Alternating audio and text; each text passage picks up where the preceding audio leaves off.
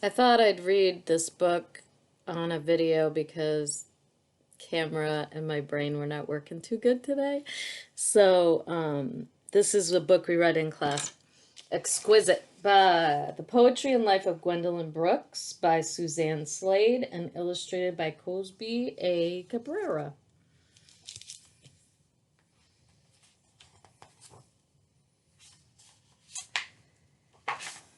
Gwendolyn grew up in the big city of Chicago with little money to spare. Yet her family owned great treasure, a bookcase filled with precious poems. Each night her father read fine poetry aloud, passionate and proud. Nothing sounded sweeter to Gwendolyn than father's deep voice reciting the rhythmic words. Gwendolyn memorized those lines, fine words in time, to share with her big hugging aunts. When she was 7, Gwendolyn began arranging words into her own poems. One day, her mother found those scribbly lines and announced with sincere conviction, as mothers do in making a prediction, "You are going to be the Lady Paul Laurence Dunbar." Gwendolyn beamed. He was her favorite poet. Gwendolyn loved to sit on her big back porch with colorful clouds dancing overhead and dream about her future. I was at my happiest sitting out on the back porch to sit there and look out at the western sky with all those beautiful changing clouds and just to dream about the future, which was going to be ecstatically exquisite like those clouds. Writing became like eating and breathing to Gwendolyn. It was something she just had to do. She carefully strung words together like elegant jewels in perfect meter and time. Her rhythmic lines described paper dolls and tick-tock clocks, raindrops, sunsets, and climbing rocks. She poured her poems into notebooks, filled them to the very tops. Her room became a swelling sea of poems. When Gwendolyn turned 11, she decided to set her words free. Her words were printed on crisp pages for the whole neighborhood to see. I think I skipped a line. And mailed 4 prize poems to a newspaper. Her words were printed on crisp pages for the whole neighborhood to see. American childhood.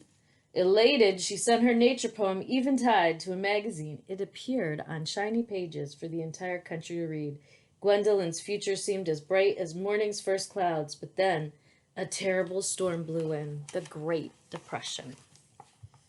With too few jobs for too many workers, her father's pay was cut in half. Dinner each night was the same beans.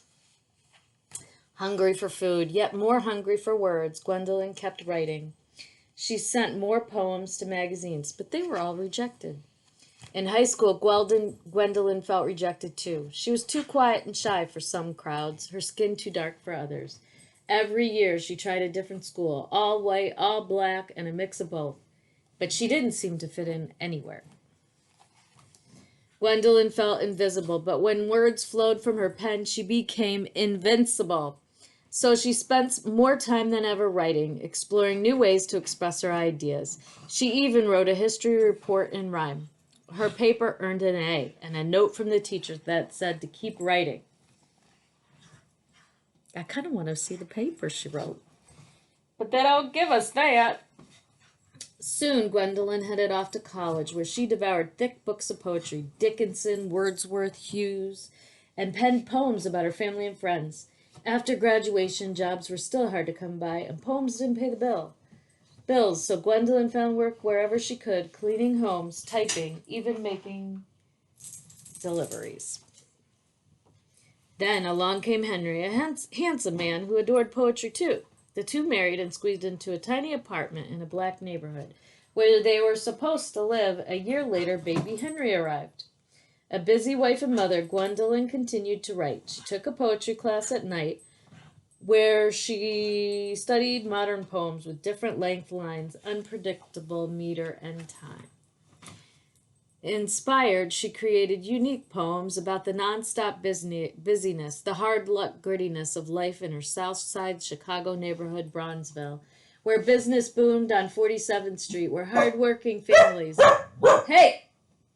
didn't have enough to eat, where people jumped and jived to a new jazzy beat, and Gwendolyn kept polishing her words until they sparkled like silvery summer clouds.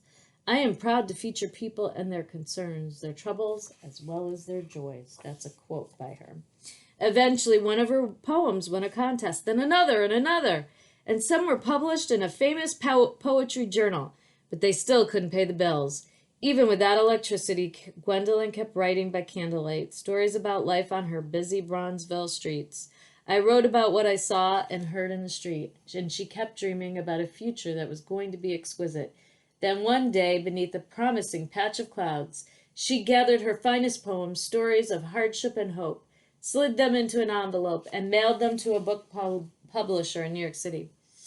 And then we have pictures of protests during the war and of discrimination. It says, Negro men can carry guns for Uncle Sam. Surely they can drive milk wagons for somebody dairy. Then she waited and worried and wondered, would they like stories about people in her neighborhood? Soon a letter arrived. The publisher wanted more, twice as many as before.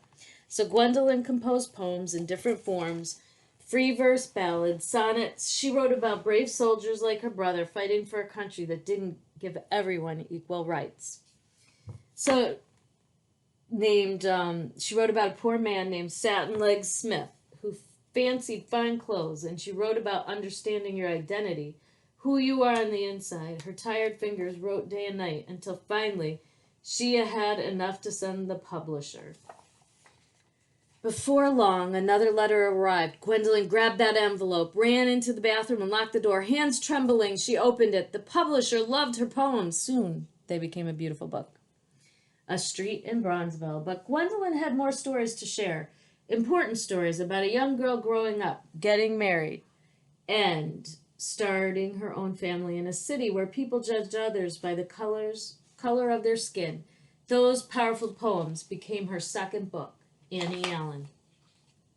Gwendolyn's words drifted into the world. Her bright, brilliant clouds, her poems helped people better understand others. They encouraged people to take a closer look at themselves. They changed the way some people thought and acted. But even 2 books couldn't pay all the bills. Money was tighter than ever. Yet everywhere she looked, Gwendolyn saw more stories that needed to be told, so she kept writing. Then one cloudy day in May, Gwendolyn's electricity was turned off again, and suddenly the phone in her dark apartment started ringing. Was it another bill collector? She hesitated, then picked up the phone. A reporter on the other end asked one question. Do you know that you have won the Pulitzer Prize? Gwendolyn couldn't believe it. She grabbed her son and danced around the apartment. Outside, exquisite clouds exploded in the sunset sky because Gwendolyn had won the greatest prize in poetry. And then this is a poem she wrote when she was 15 called Clouds. Oh, when I look into the sky and see those quiet clouds, now all arrayed in fleecy white, now dressed in colored shrouds, it seems I cannot draw my eye from that rich heaven land, and drinking in the wide expanse, I filled with rapture stand. Unheedful of my transfixed state, they float serenely by, those stately clouds, calm sentries of the sky. How can I fear to leave the earth when heaven holds this glow? Cloud-colored happiness and peace await me there, I know.